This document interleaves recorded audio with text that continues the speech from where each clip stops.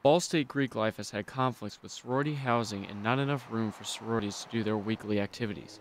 Panhellenic President Whitney Hamlin says the growth of each sorority's number of new members has become one of the main reasons for the change.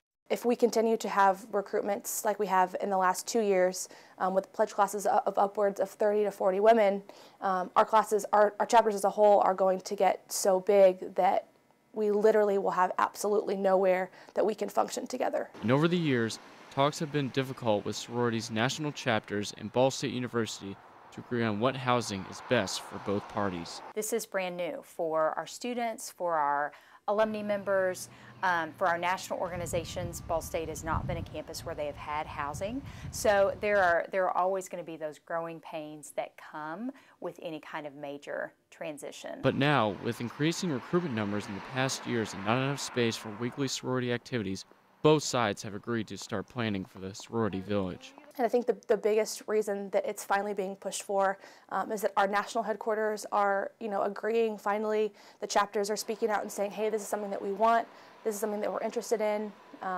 and overall, it's just something that has to be pushed forward just because we're growing so quickly. With plans set in motion for the sorority village being built in the coming years, the next step with housing is cooperation and confirmation with each of the 10 sororities' national chapters.